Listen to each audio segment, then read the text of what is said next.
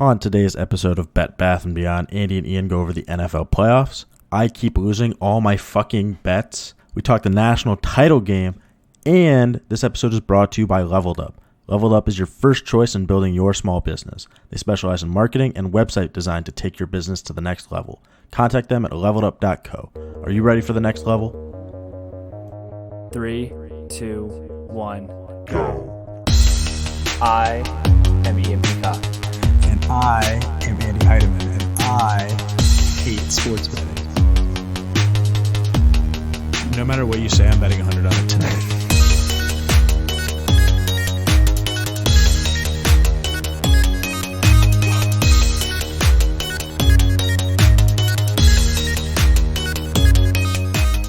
Welcome to Bet Bath & Beyond. Brought to you by B3T Sports. And Leveled Up, Andrew. Another one? I guess, dude. We'll do one more ad spot for Leveled Up. And then we'll cut ties. We'll cut ties because that's what you do with your sponsors. You build up that relationship. You do it once, and then you cut ties. Never again. One and done.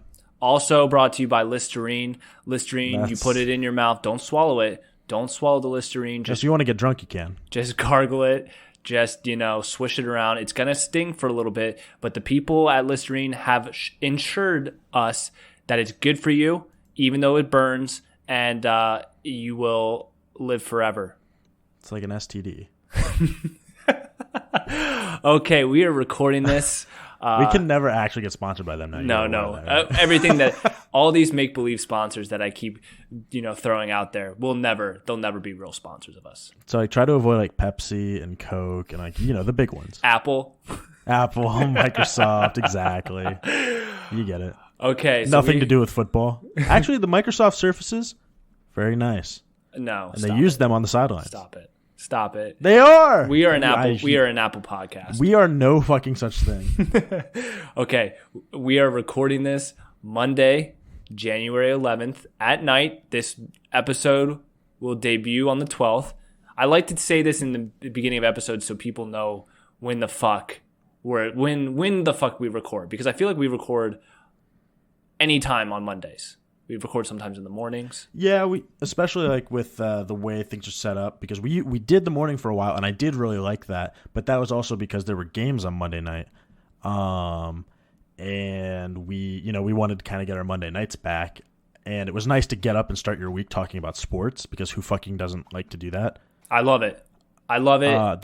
When we worked together, that's actually how almost every Monday actually started, was we would meet at your desk and talk about sports for like 20 minutes and then actually go and do our fucking jobs. We'd yell at each other and people would look over at us and like, these people are crazy. Well, yeah, we're kind of early risers too. So, I mean, the earlier people were like, these people are nuts. And the people who got in later were like, they're just screaming at each other still. So. Yeah. Someone go walk over to them and tell them to do their job. Yeah.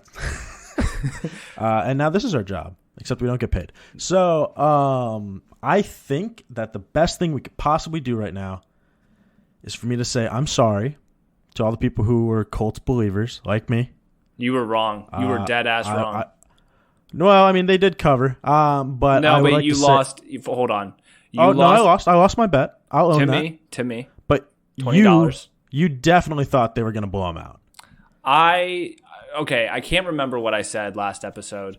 Did I say that the Bills would cover? You did say the Bills would cover. I believe now, I know that. 6.5 points is not a blowout, but you seemed very confident. Well, let me tell you, Andrew, and we'll start. This is how we're going to do this episode. We will go through all the wild card weekend games, and then we'll talk about the national title game, because that is coming up in an hour. So we'll talk about that. Then a little nostalgia, like we used to do when Monday night games were still getting played. We'll record after the national title game and do a little recap. Does that sound good, Andrew? Does that sound good? Sounds good. Audience? Yeah, sounds great to me. I'm taking the silence of the audience as affirmation. Okay. Oh my God, we need a soundboard with like cheers and boos. I need to be in control of it. Okay, so let's start with the first game. Colts, Bills. Yeah, I thought the Bills were going to cover that 6.5 point spread. I was wrong, but I was right in taking that bet with you last episode, $20. 3-1 though. Remember that. 3-1. It was risky. I'm not. Yeah, balls on you for taking that. That was worse than DraftKings. That was worse than barely. Vegas. Well, you wanted me to take 2-1, which is way worse than what I offered you. Fuck you. I remember that. But it still was worse. And so I was nervous because it was the Colts' game to win. It really was. It was. They came out hot. They started running with Jonathan Taylor. Here's what went wrong. They were too cute. They were too cute. I remember the one drive, it was 1st and goal on the one. The one, and they don't give it to Jonathan Taylor. I think they maybe gave it to him on crazy. 3rd down on a wide pitch. So he had to run like 7 yards instead of 1 yard. Just hand the ball off to him. 1 yard. Dude, the first 3 drives of the game, Jonathan Taylor looked fucking great. I mean, he's looked great pretty much the end half of this season. But Jonathan Taylor is my boy. I like him. I support him. And he still had 78 yards, 1 touchdown. It just was not enough. I don't know. The Colts definitely could have won this game. But Josh Allen is a different kind of animal. He was good. I mean, I feel like this was a little rusty for the Bills. Like they didn't look peak Bills. And we'll get to the Ravens, but same thing with the Ravens. And it's funny that these two teams are playing each other this Saturday, right? Because they both didn't look that great against, the first playoff game. They both looked a little shaky. I do have a question for you because last episode you said the Colts were bad. Are the Colts bad? No, the Colts are not bad. Did I really say that? Did I really say that? You did. Yeah, you said that. I mean, hold on. I say stupid shit all the time.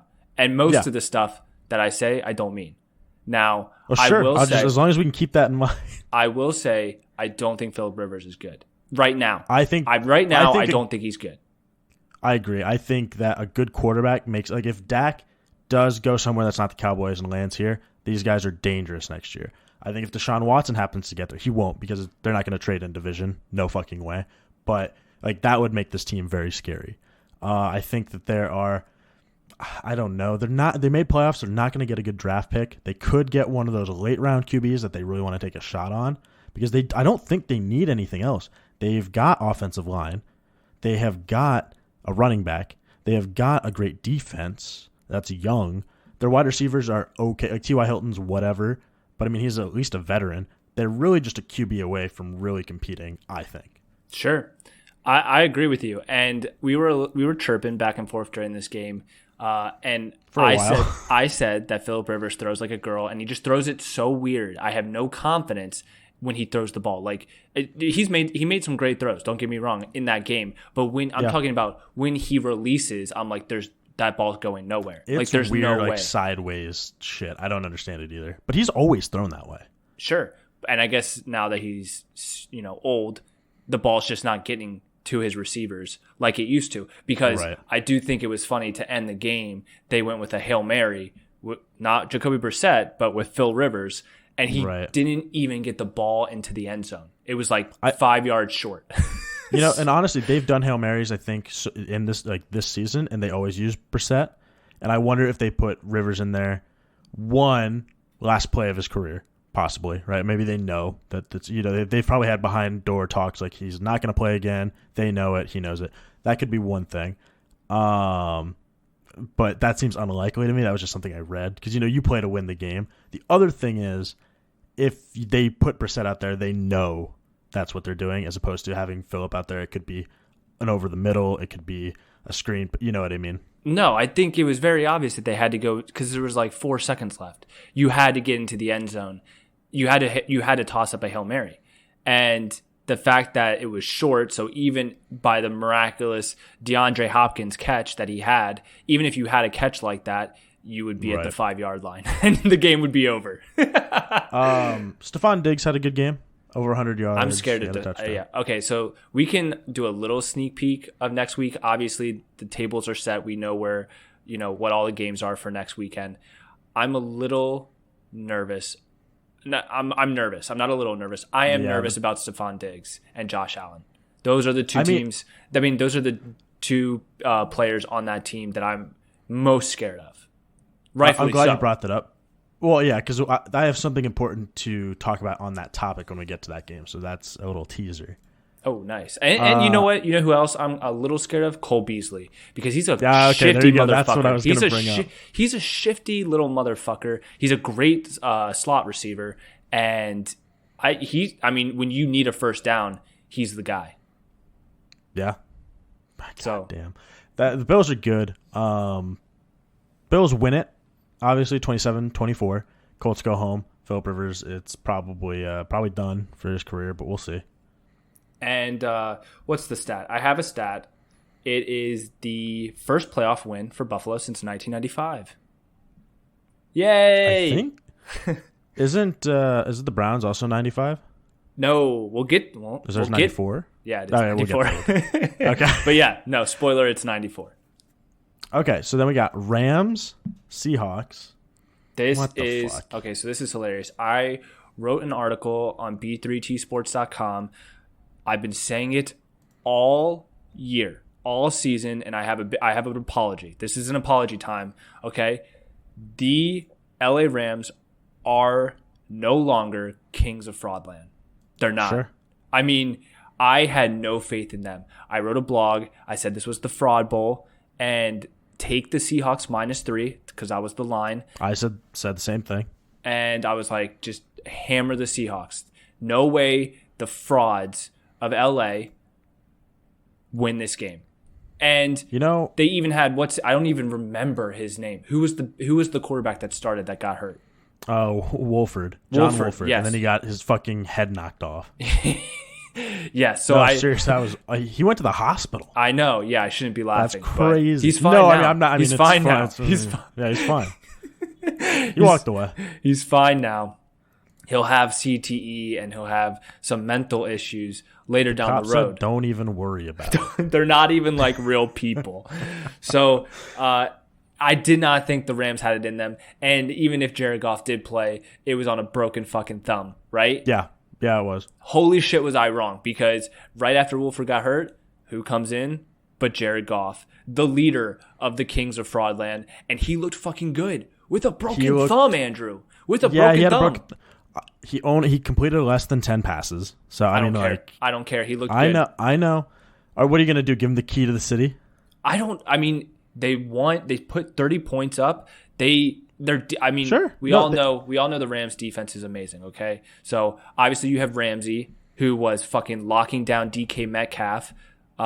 You have Aaron Donald, obviously. So look, the Rams defense is obviously like the reason why they're good. But I'm just saying the fact that Jared Goff played with a broken thumb, completed passes to Robert Woods, and I didn't see Cooper Kupp make a whole lot of plays. But I do remember, I definitely remember Robert Woods. Here's why you don't remember that. He completed 9 passes. I mean, you know what I'm saying? Over the course of a whole game, Coop had 4 catches. Robert Woods had 4 catches. Okay, Cam Akers had 2. That's really it? Why? That's all. I'm telling you want to hear my head? Here's the worst stat. Okay. Well, go for it. Say what you. Well, just in my head, like looking back at that game, I just remember watching the game, being like, "Oh, here comes Jared Goff. Now the Seahawks are really going to fucking kill them." And I was like, "Wait, he actually looks good." Oh, and wait, he's playing with a broken thumb. And for some reason, those two elements, him not being a fraud and him having a broken thumb, I thought he was the second coming of fucking Brett Favre. He would just, for some reason, looked really good to me. Here's my problem with the game in its entirety. Pete Carroll is a seasoned veteran coach, right? Yeah, I know. Would you say he's like a top 5 coach probably in the NFL? I mean, he comes to mind because I don't know. Like, right? Is he a fraud now? Like, I don't. Well, you know who Russell Wilson is. You know he's a bad dude, right? Okay. Now here's what I'll say. Russell Wilson had one terrific touchdown pass to DK Metcalf. He was like scrambling and he fucking flicked it with the flick of his wrist, and it was just a beautiful high-soaring breadbasket ball that landed right in DK Metcalf's hands for a touchdown. And I was like, that's Russell Wilson. That's the let Russ cook, talk that we saw the first few weeks, but then haven't seen since. So you got DK Metcalf, who is arguably one of the best receivers in the league, probably, right? Right. You've got Tyler Lockett, who I don't care where you want to put him. He's a good football player. Yes. I'd take him. How many times do you think Russell Wilson threw the football this game? Probably 30. 30. Less than 30 times. That's crazy. 27 times. I get that you got to mix in the run. I understand that. But you have these amazing weapons, and you've got Russell Wilson. I don't know. To me, it felt like, what were you scared of? If Ramsey was on Metcalf, 96 yards and 2 touchdowns. He was beating him. I don't know. I think the Seahawks are overrated. I'm glad they're not in the playoffs anymore. I don't think the Rams are going to make a run. Good for them on the win, though. Good for them. And it proves that they're not it proves they're not kings of fraudland. Sean McVay is a good coach, and I think people forget that because of the Super Bowl loss to the Patriots. Sure. And so then immediately after the game, I had a coronation article. I followed it up, and I pronounced the Seahawks the new kings of fraudland. However, I couldn't predict what happened a day later, and we'll get into that game. But I think that the Seahawks really aren't the kings of fraudland.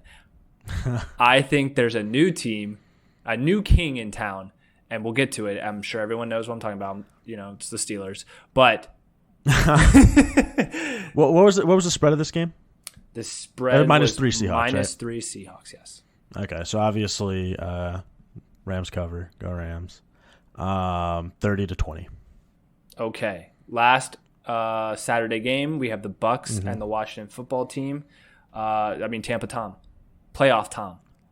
I knew. Playoff Tom. Now, the spread, I believe, was 8, hovering around 8.5, maybe. Does that sound right? Yeah.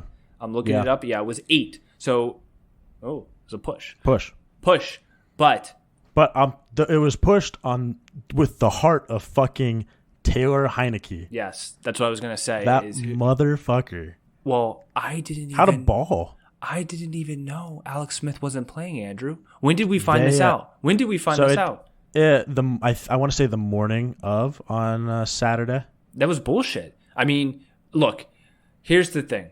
And the NFL, look, there's several examples this weekend, this being one of them, where if you're going to legalize gambling all across the United States, in all 50 states, you're going to have to do a better job, because people are going to get pissed. People are going to get furious, and they're not going to want to bet anymore, because I was expecting Alex Smith to play this game.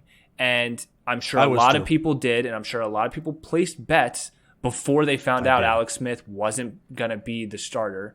And we're probably like, well, fuck this. Now I have to fucking, hope on fucking Heineken over here, who he was on the practice squad. He was in the fucking XFL. Like, who is he? He actually came through and actually, pushed the spread. So he actually gave bettors their money back. But you can't, like, this little trickery shit is not going to fly when you have a whole country betting on these games. And if you want to legalize betting in all the states, and you want people to actually trust you and your product, you can't be switching out quarterbacks the fucking hours before the game and being like, oops, sorry, Alex Smith is... Why was he even out of the game? Why didn't he even play? I don't. So that was what I was wondering myself. Like, why didn't he play? And there is another thing that came out recently that said Alex Smith is now weighing his options on whether he will play again. So I'm wondering if he was nervous about his leg because it wasn't feeling right, or he got banged up earlier in the season, and I just didn't know if he thought, like, is it worth it again? Because I understand that. You could be a Warrior. He did all the shit he needed to do, came back, definitely worthy comeback player of the year most likely, and he deserves it. But he has a wife and kids. He almost fucking died for football. Yeah, no, comeback player of the year. Enough. Look, comeback player of the year. My grievances aren't on Alex Smith. Okay, they're with the NFL. They're with the NFL. They're with the Washington football team. I get the whole element of surprise thing. Yeah, but you can't legalize. And maybe if gambling wasn't legal, then you're like, well, don't bet on the games. But you're making efforts to bring in more money which is going to go into the NFL's pocket, and you have bettors that expect the truth. You can't be pulling this little trickery shit and then be like, oh, like, you know, it's bullshit, and I don't like it. And it also, I mean, I'm wondering what happened between the last game, which was the week 17 against the Eagles. Alex Smith played the whole game, right? Yeah. Okay, well, he didn't get hurt that game, so if you play that game, are you just going to not play in the playoffs? The most important game of the season? I don't know what to think about it. And I do understand his legs. And he, you know what? He might have been scared of Ndamukong Suh because he has a history of stomping on people's legs. Seriously, that could be a thing. so you never know. But I do want to say, again, hats off, Taylor Heineke, 26 completions, over 300 yards. He rushed for a touchdown. He threw a touchdown. Fucking good for him. That rush for a touchdown was fucking badass. It was insane. That was badass. But Tampa Tom, though, 380 yards. He threw 2 touchdowns, no picks. AB, baby. AB looked good. He only threw to him 3 times. But one was he a got 49 touchdown. yards and a touchdown. One was a touchdown. One of them was a touchdown.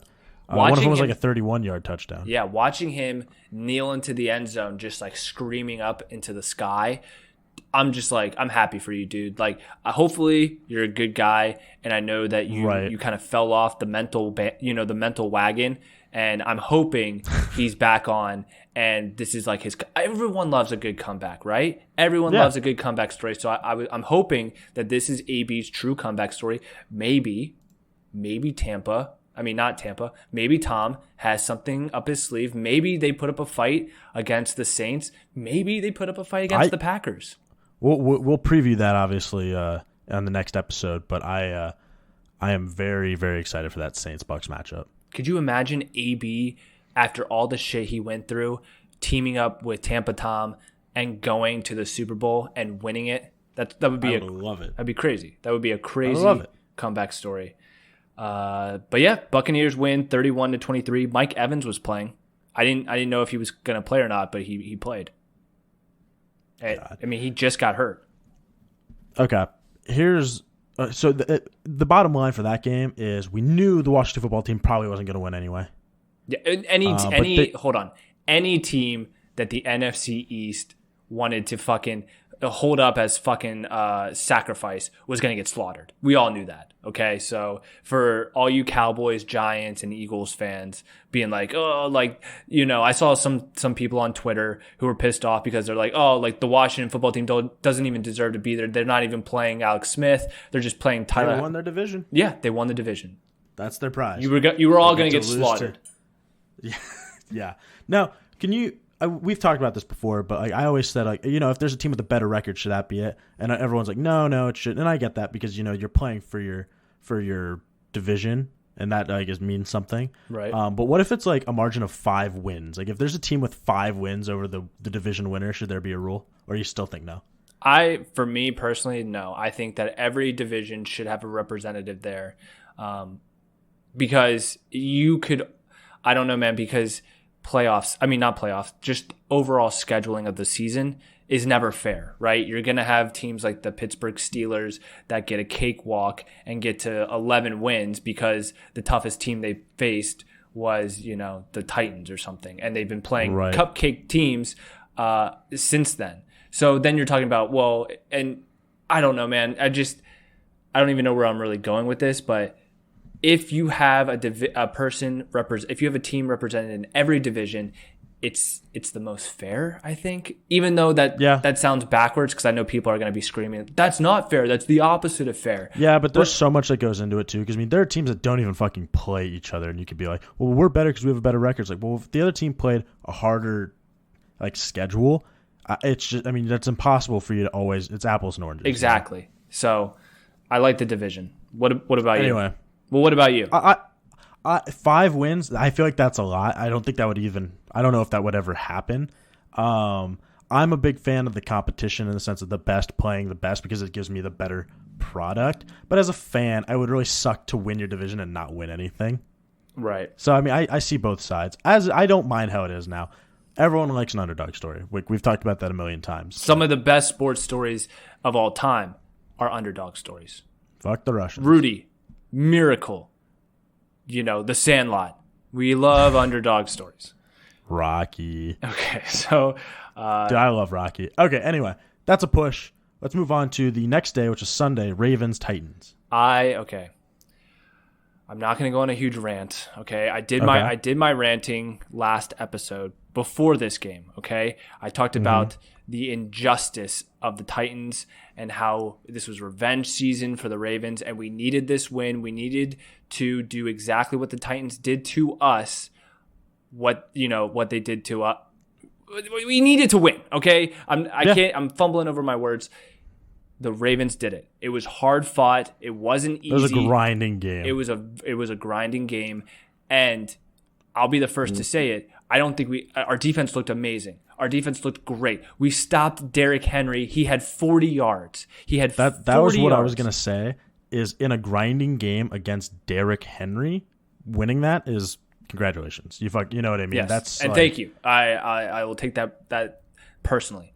But, and I told people, I said it in multiple chats, multiple, text conversations, Brandon Williams, Calais Campbell, healthy, Derrick Henry's in trouble. I said that. Yeah. I said it.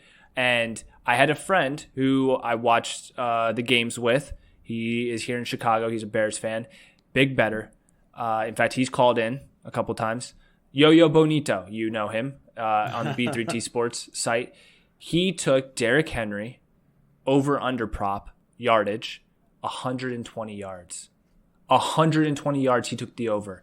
And I literally told him, he's in a group chat with me. I literally told him the morning of, Brandon Williams, Calais Campbell, they're healthy. They were not healthy last time we played them. They were not on our team. Calais Campbell was not on our team last year.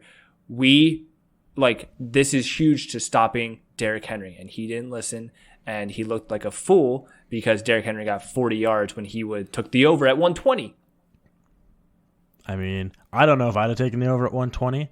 I probably would have taken the over of 100, I think, for a guy like that. But, I mean, both of the QBs, neither of them played exceptionally well in the sense of quarterbacking.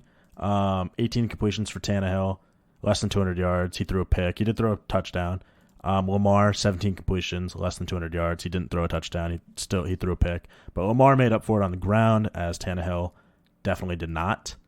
Right, and that's what I was actually going to say before I went into my defensive Calais Campbell, Brandon Williams rabbit hole, is that I'll be the first to say that our offense didn't play that great. We have played much better, in the past 5 games. We've won now 6 straight, but going into this game, we had won 5 games straight, and we've thrown the ball better. We've ran the ball better. Our offense definitely wasn't at its peak performance, and that's kind of what I was saying with the Bills. The Bills didn't look all that. They weren't living up to their potential, and I don't think the Ravens were living up to their potential. Now, this could be just like first game nerves. Exactly, because you have 2 young quarterbacks, right? This is Lamar's, only 3rd playoff game, and he has this huge reputation in front of him that he hasn't won a game yet in the playoffs, and this was huge. And I definitely think you saw it in the first quarter. We were losing 10-0. We were losing 10-0, and he throws a terrible interception. I mean, it was an awful interception, and I was like, "Oh my God, he's collapsing under pressure again, just like last, just because of the weight of the game, right?" But he warmed up. He started throwing short passes to Hollywood Brown, which was huge. And Hollywood Brown played a good game. He was quick, and he had a lot of yards after catch. And I think that he was our best receiver that game. Mark Andrews had some really good catches. He had one good catch on 3rd down right at the sideline that really saved a drive for us. But we could have done better. We could have done better on the offense. Yeah, I thought so too. I think that the Ravens could make a deep run if, and this is a big if Lamar's allowed to run like he did. Yeah, that 50-yard touchdown run that he had where, I was holding my breath. It looked like he was going to get sacked at the logo, and then he just jumps out in front, hits the gas pedal, zooms away faster than everyone else on the field, dives for the pylon. I fucking jizzed in my pants, dude. It was stunting on these hoes. And it was fucking beautiful. So if he can continue to do that, then you're golden. I'm liking our chances. And I will say, I am glad we are playing the Bills rather than the Chiefs because I wouldn't want to play the Chiefs either. Well, and I know the Chiefs are the best team in the AFC. They're possibly the best team in football right now, but there's something about the Chiefs and the Ravens. They've beaten us 3 years in a row. I mean, we talked about it earlier this year. They're our kryptonite. They really are. There are a lot of people's kryptonite. I know, but specifically the Ravens, because they've faced Lamar 3 times now. They've beaten Lamar 3 times now, and I think that and Lamar's even commented they're like the big brother, and we're like the little brother, and they keep beating up on us. I don't know. Look on the bright side. You don't have Mitch Trubisky. Okay, that's a great. Oh, and also. That is a great segue into the next game. I just want to say one last thing. That fuck Mike Vrabel and fuck the Titans because I saw so many people being like, that's so disrespectful. After Marcus Peters had the interception and our entire defense went and stomped on their logo, they did it first. Two wrongs don't make a right, Ian. I don't care, but fighting fire with fire might make a fire bigger, but it fucking warms my heart. Because that was a perfect ending to that game. Mike Vrabel is a pussy-ass bitch. If for a man that size, for him to be as soft as he is, really is a disappointment. And he, even after the game, was like complaining about, we got screwed by the officiating, which is Did ridiculous. Justin Tucker miss a field goal? He did. He missed a 52-yarder. Unacceptable. Yeah, it was far. Unacceptable. Look, it was definitely in the 50s. It was. Dude, we didn't talk about this in the Bills game, but Tyler Bass, he like knocked down a 54-yarder, didn't he? Yeah, dude, he fucking nailed that one. And to Justin Tucker's credit, he had another 50-plus field goal right after he missed the first one, and he nailed that. So It's good not to get in his head. I hate when kickers get in their head, and that's a thing. Of course it's a thing, and. Just because they miss one 50-yarder, they're like, okay, well, I can't kick another one. No, Justin Tucker was like, fuck you. I missed the first one. Fuck me. Fuck you. Fuck everyone. I'm hitting the second one. And the second one, I think, was like a 51-yarder, and he nailed it. Right. Anyways, speaking of bad kicks, Bears. Well, hold on. What else do you want to talk about? Why do you keep wanting to jump back into the Bears Saints? Well, because. Why can't we just talk about the Titans Ravens for the entire podcast? Oh, I don't know because one last thing I'll say, and for real, this is the last thing. I swear to God, I believe you. The Ravens covered. The spread was 3.5. Okay, no, that's good. There you go. The Ravens 3.5, and we covered. It was 20-13, and what a terrible over. The over was like 54.5, and the total was 33. So sorry if you hit the over on that. Okay. Bears, Saints, what was the spread here? I think wasn't it like 10? It was 10, but it moved. It moved to 11. And honestly, and we'll talk about this because the ending of this game had betting implications. I know the people that I was with took Bears at plus 11. I actually took the money line. I took a $10 bet. I applied some odds boost, and it was like plus 4 or something, 100. And with the odds boost, it was plus 920. Andrew, plus 920. Ridiculous. No, that's great. That's great value bet. So I had to take it. Plus, I was watching the game with a bunch of Bears fans, so I needed something to help me root for this god-awful team. But the line was 11. Let's say 11. Okay, let's say 11. Okay, because the score was 21-9. And at the end of the game, with no seconds left, the Bears throw a touchdown pass to Jimmy Graham, who had an amazing one-handed catch. That was a fucking awesome touchdown. And to make it 21-9, right? That was the final score. Now, everyone who I was with were cheering and stuff because that was at least the one silver lining is the Bears got stomped. But at least we're not going to lose money because they're going to come in, kick the extra point, and then it's a push, right? It'll be a push. It'll be 21-10, and there you go. No. Fucking Jimmy Graham, as soon as he caught that football, just went up and jogged out of the stadium. I saw him leave, and I was like, okay, Jimmy Graham's done. And then I saw all the coaches and the staff and the rest of the players come onto the field. And I was like, what's going on? And the people who were jumping up and down who had taken the Bears at plus 11 stopped cheering, immediately are like, what's going on? They have to kick the extra point. They have to kick the extra point. No, apparently you don't have to kick the extra point if it doesn't matter to the game. And so everyone lost their bets by 1 fucking point because the Bears didn't kick the extra point at the end of the game. Now, I want to know whose call that is. I don't think there's any call. I think that you just can't. I think the game's over. Because I don't. If that's the case, then Nagy's safe. He's a safe man.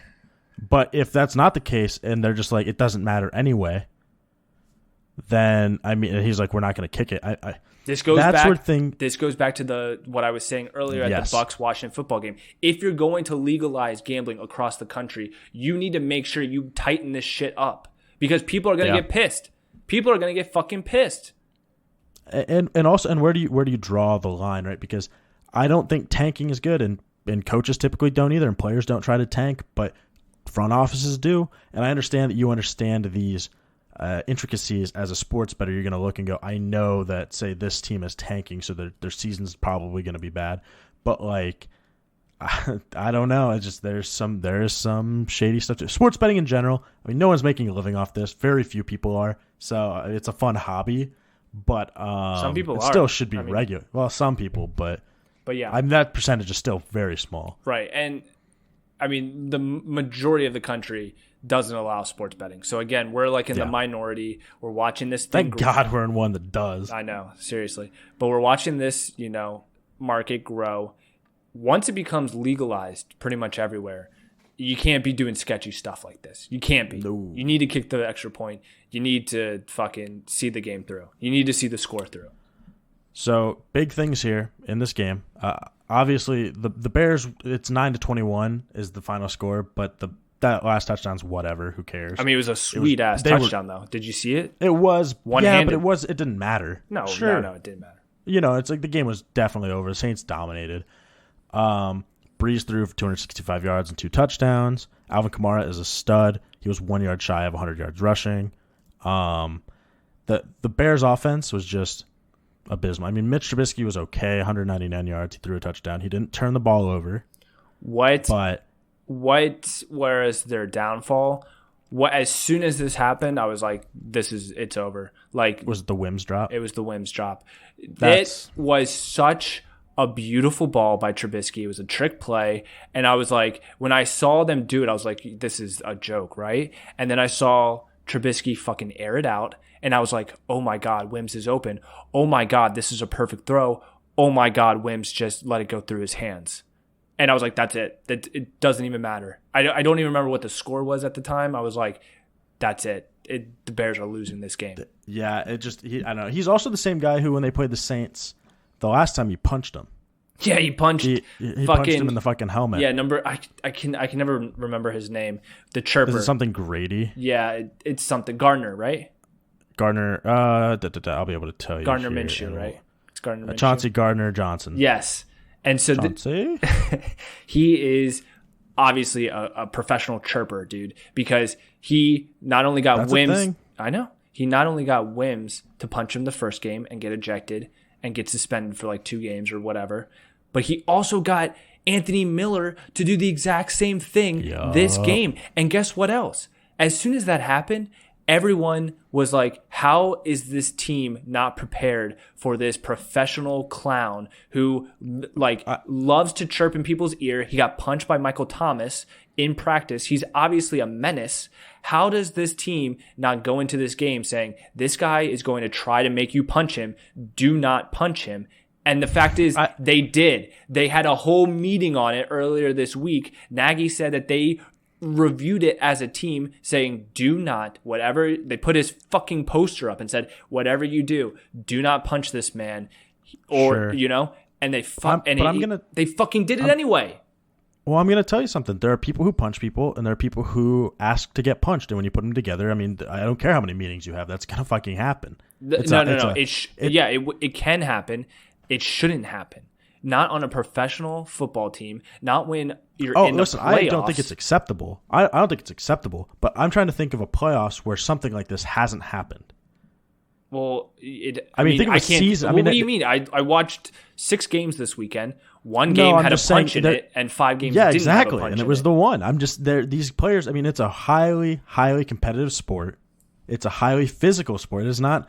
They say football is a contact sport. It's a collision sport. You're ramming your body into other people. It's high testosterone, high pressure. People's paychecks, their livelihood is literally on the line, and that a lot of them don't even give a shit about that. They care about their name and their honor and the way that they play the game and how good they're going to be seen like through the years. And you get down a little bit, you're having a bad day, this guy's chirping in your ear. Again, it's not acceptable, but it's gonna happen, and it's a perfect combination. I mean, he's hit him before, and that guy has chirped before. I don't know. It's gonna happen. Surprised. That's all I'm saying. It's gonna. No, I agree with you. It's gonna happen on poorly coached teams, on poorly disciplined teams. Do you think that shit would have ever been done on the Patriots with fucking Belichick as the coach? They wanted to play again. Exactly. And so, it was poorly disciplined, poorly coached team. They obviously don't respect Nagy. And Nagy went up to Miller as he was leaving the game, and he said something. Can't read his lips because he was wearing a fucking, gaiter, but still. Yeah, I'm sure it wasn't good. But what was the spread on this game? We went over this. It was 11, and it was, that touchdown at the end with no extra point really screwed some people. One last thing that I do want to say is I don't know what happens to Trubisky. I don't know where he's going to go. If the Bears don't have a better option, I would just kind of stick with him. I know that sucks, but what else do they have? What else do they have? What other options? Figure out your coaching situation first. Yes. If you're going to keep Nagy, then in my opinion, you trade Trubisky. You're not going to be able to keep Robinson because he wants out from the reports because they didn't pay him. I mean, you've got a running back in Montgomery, and you have an okay offensive line, and you've got a great defense. If you're going to keep Nagy, you're rebuilding. So you're going to have to extend him probably 2 years and be like, know your expectations. If you get rid of Nagy and you grab somebody like the Chiefs offensive coordinator by chance, right, who can maybe maximize some of Trubisky's assets, you can maybe convince Robinson to stay. Maybe. That changes things a little bit. Maybe, but my opinion is quarterbacks don't grow on trees. Trubisky is serviceable. He might not be your franchise guy, but you could make it work with the right coaching, probably. I mean, if it's one thing I've realized this season, particularly, is that you're right. Good quarterbacks do not grow on fucking trees. It is so hard to find a good franchise quarterback. It really is. It's a fucking diamond in the rough. And when you find it, fucking hold on to it. Now, I'm not saying Mitch is one of them. He's definitely not. But just to trade him away to get, fucking Nick Foles or, Gardner Minshew, or I don't even know who's on the table. But you know what I'm saying? It's not going to do anything. In one of our groups, we have a big Bears fan, and he said something today that I agree with. He said the worst decision they made all season was trading for Nick Foles. Yeah, I mean, as soon as I heard that trade, I was like, that's a joke. But I agree. I cannot believe that was something that they wanted to do, and they did do. I don't know. Also, we should mention, because I'm going to forget at some point in this podcast, and you just said Nick Foles, Doug Peterson was fired today. No, he was. And that's it. Good luck. I thought he was unfireable. I thought he was untouchable, at least for another decade, because he won them a Super Bowl. But I mean, how long ago was that? 3 years ago. So apparently a Super Bowl will last you 3 years in Philly if you don't do your job right. Well, you know what they say. One man's trash is another man's treasure. So he'll go somewhere else. He might go to the Jets. Mm-hmm. Actually, he will, and Gase will probably go to. Where do you think Gase will land? I hope he doesn't go anywhere. I hope he doesn't. I also hope that. Okay, there were rumors. Oh my fucking god! There were rumors. Listen to this, okay? We're going down the Gase rabbit hole. There were rumors that there were teams out there that wanted to go and grab Adam Gase for the offensive coordinator job, and then grab Matt Patricia from the Lions and make him the defensive coordinator. And I was like, you've got to be fucking kidding me. Has no one learned anything about? They were head coaches for years and couldn't do anything. I get that these coordinator positions are less work. Maybe that'll be better. But I can't even imagine putting two dysfunctional coaches like that together on any team at all. Now, I will say, in defense of Matt Patricia, he's a terrible head coach. The Lions did a smart move by firing him this season. He was a good defensive coordinator with the Patriots, right? He's a good defensive mind. So I'm not going to, if he sticks to what he's good at, and he hones in on his special defensive, talent, his defensive mind, I'm not saying he can be successful. He could be successful somewhere else as a defensive coordinator. I just want to say this, though. Adam Gase was the offensive coordinator when Peyton Manning threw all those touchdowns and had the historic season. Yeah. I mean, he's proven that he can do that too, technically. Well, maybe he'll get another chance as an offensive coordinator. But both those men should not be head coaches ever again. Agreed. Okay. So, final game. This is a doozy. Browns, this is Steelers. a doozy. So, okay. Fun fact. I watched the Bears game with a bunch of Bears fans. And after the game, I was like, okay, I'm going to go home, relax, unwind Sunday night, and I'll watch the Browns Steelers game. It was maybe a 10-minute drive, and I got back, and there was maybe 10 minutes left. I mean, there was still 10 minutes left in the first quarter. Yeah. I had only missed 5 minutes of game time, right? And it was 14-0 Browns. And I was like, what the fuck just happened? What just happened? And so I went back and looked. Obviously, I saw the fucking hike over Ben Roethlisberger's fucking head. Was that the first play of the game? It was. And it was very, I mean, if you don't count the kickoff, obviously, but yes. And it was very reminiscent of that Super Bowl when the Seahawks played the Broncos, and the first play of the game was right over fucking Peyton Manning's head. And do you remember that? Though? I do. That's exactly what it felt like to me. That was, and then it was just a downhill spiral from there, because then the Browns go up 28-0, and the Steelers, look, give them credit, they came back, and for a brief second, I thought that they were going to do what they did to the Colts. I think week 16, where they were down by a lot, and they came back and won. I was like, oh my God, this is actually more of a Browns failure than a Steelers win, right? Because how funny would it be for the Browns to go up 28-0 and then to choke it away to the Steelers, and that never happened. Even if the Steelers would have lost that, which would have been funny, obviously in its own right, they could always come back to they didn't have their head coach, and also Conklin, their right tackle, went down. Yeah, that was huge. He is the best offensive lineman on their team, without a doubt. Sucks. They traded for him in the offseason. I don't know what that injury consisted of. I hope he's coming back, but we'll see. He is a very good lineman in the NFL. But Baker did what he had to do, and I think he was excited about it. And I think the worst thing to me is that they were interviewed before the game, and Juju said, "The Browns is the Browns. I'm not worried. They're the same Browns we play every year." He said something like that.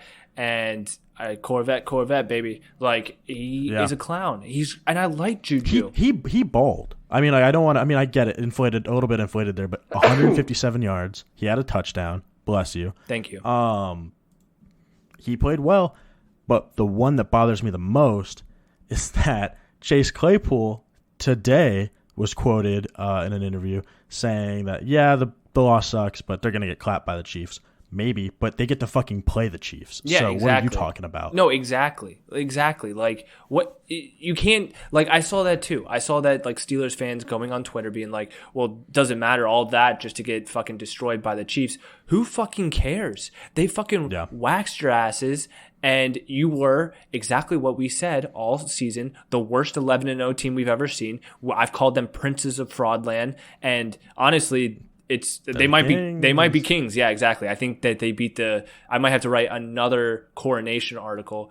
I'll relegate the Seahawks to princes, and the Steelers can be the real kings of Fraudland because you guys went 11-0, and then have just become a downward spiral since, and talked so much shit, dancing on logos, fucking. I mean, they have a terrible fan base. I hate their fan base, and and they lose to the Browns in hilarious fashion. And also, why are you punting on 4th and 1, 4th and 2? When you're down 12 or whatever in the fourth quarter, if you know the drive I'm talking about, because they had all the momentum and then they punt and they basically said, you can have the win. Well, they're like, we'll trust our defense, and a lot of head coaches do that. And I got to tell you, dude, like, so dumb. When your defense has given up so many points already. Listen, when you're down 28-0 and you somehow manage to claw your way back and you have momentum, you fucking look at that 4th and 1 and say, fuck you, and you go for it. Big Ben, obviously, big game from Ben. He did throw 4 picks. I'll start with that. 4 picks, they always show up on the stat sheet the exact same. A couple of those picks were like very athletic. They were tips that were dove for. Still counts as a pick, but I mean, that always kind of sucks. I always felt there's no asterisk for that kind of shit. But he completed 47 passes, over 500 yards passing. I mean, there's only so many 500-yard passing games ever in the history of the NFL, and Ben holds a lot of them. Yeah, at least 4. They had him throw 68 fucking times. One more. His shoulders probably cooked. One more. Just one more pass. Would have been nice. Would have been very nice. 4 touchdowns. Their run game was non-existent, but it has been for a while. They didn't deserve to win it. They aren't the best team. I'm glad the Browns are going to get their shot. Look, you never know. You never know. And I do know. I mean, yeah. We if I'm putting my money, I'm putting it on the Chiefs. In fact, I do have my money on the Chiefs winning the whole fucking thing because I'm an idiot. But not yet. You're not. Well, not yet. But I mean, just be happy if you're a Browns fan. This is huge. This is a huge moment in your franchise. And the Browns covered. They did by a lot. What was the spread? It was 6. The spread was 6 for the Steelers. So obviously, yes. 48-37 final score of the Browns Steelers game. We will. This was also, just so everyone's aware, this was scoregami. The score has never happened before. And it was the Cleveland Browns' first playoff win since 1994. Boom. Okay, you want to talk about the preview the NCAA football championship, the Natty? Yes, and we got to do it quick because it starts in 9 minutes. But we have Ohio State versus Alabama. Alabama is 9-point favorites, and the over/under is a whopping 75 points. Yep. I'm taking Alabama, and I'm taking the over. You're taking Alabama to cover? I'm taking them to cover. 9? I'm taking them to cover 9, and I'm taking the over at 75. I'm taking the over of 75. I am taking Alabama to cover. I'm taking Ohio State. Or I'm taking Alabama to win. I'm taking Ohio State to cover. Ooh, okay. You want to throw $5 on this just to make it interesting? Let's throw 10 on it. And I'm going to actually... let's throw 10. No, let's take 10. And I'm going to take Ohio State to win. And you want me to take Alabama straight up? Yeah, go for it. Go ahead. Okay. $10. I'll do that. Virtual... No odds. Virtual microphone handshake. What are the odds for the money line? Is it like plus 400? Don't worry. Don't worry about it. Just don't worry about it. No, I bet it's like plus. It's too late. We already shook through our microphones. I don't. It doesn't matter. I mean, I'm taking it with you no matter what for the fans. But what is the Alabama is minus 305. Ohio State is plus 235. Oh, okay, that's better than I thought actually. Yeah, there you go. See, it's not that bad. Yeah, it's fun. All right. Well, do you want to predict scores? For college, it's going to be so fucking hard. Okay, fine. Alabama. Fucking 50. Okay. 50 burger. Ohio State 31. I'm going to give Ohio State 46 points. Alabama 40. High scoring game. All around. Let's go. Whoosh. It should be. Whoosh. Okay. We have our 2020 football champions. It is Notre Dame. Congratulations, Andrew. Yeah, we did it. We had to play the harder team. Good job, Andrew, and congrats to the entire Fighting Irish Army. You guys put up a hell of a fight. This was not a fun game to watch. Okay, Alabama wins. Well, I'll be serious for a second. Alabama wins. Fuck, what was the score? Shit. Fuck. I just had it. Do you want me to tell you? No, don't tell me. Fuck, yeah, Alabama tell me. wins. Alabama Alabama wins 52-24. 52-24. I knew the overhit. Yeah, barely, but it did. Oh, well, it shouldn't have been barely because Ohio State had a touchdown that they didn't give to them. But yeah, but it's whatever. I mean, well, if let's just say if the score was 74 or 75 even, a lot of people would be pissed.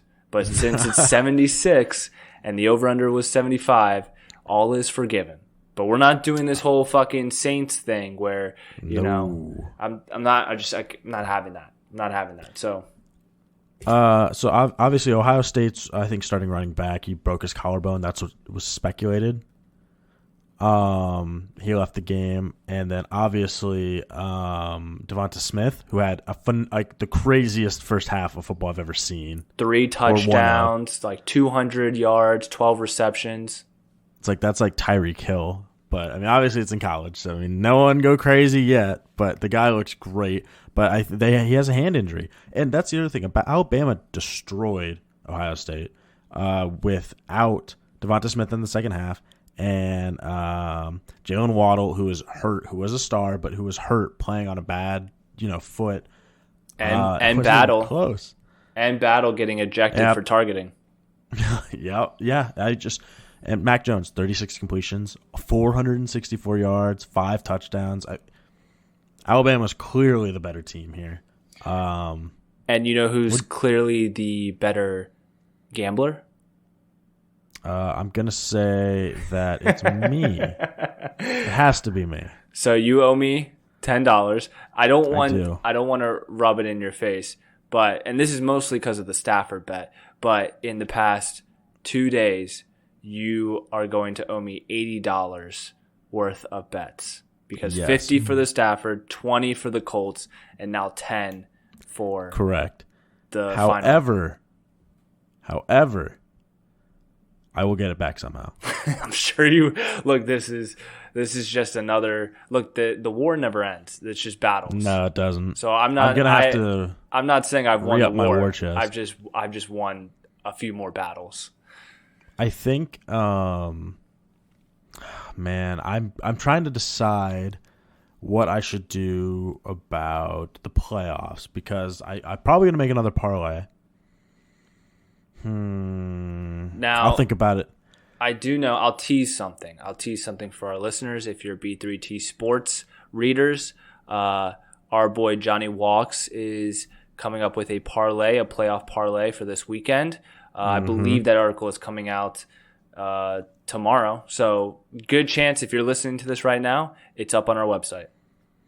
I think that's everything. I mean, go Bama. They got another title. I was close, by the way. I said like 50-31, 52-24. Well, no, I remember, Andrew. It was, do you? So 50, if you weren't close, you would conveniently forget. Probably, but I wasn't not close.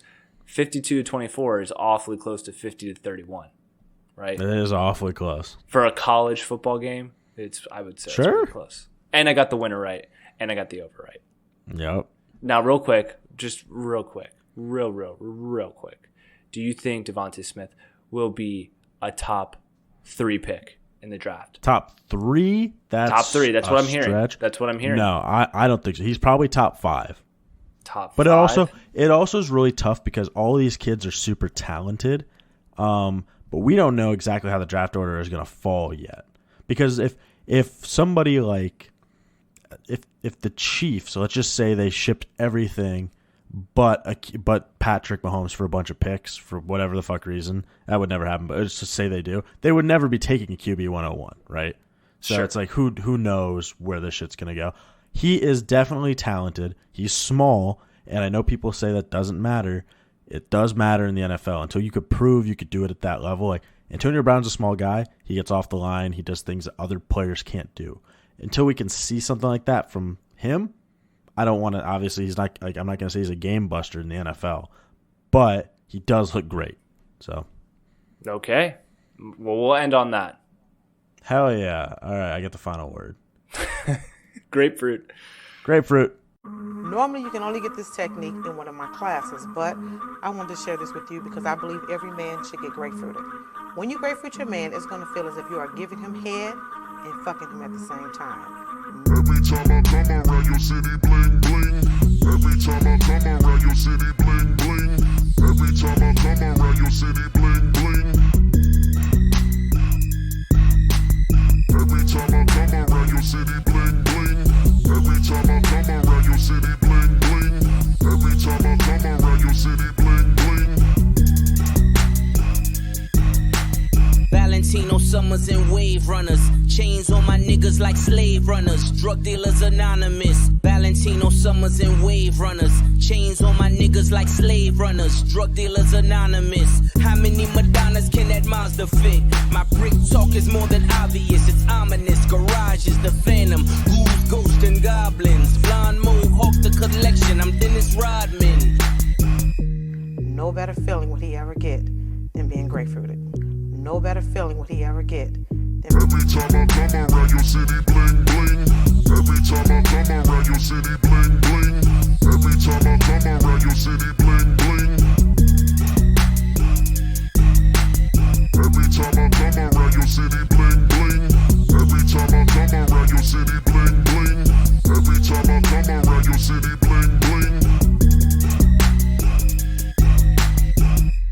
Time to hit the showers because baths are for babies.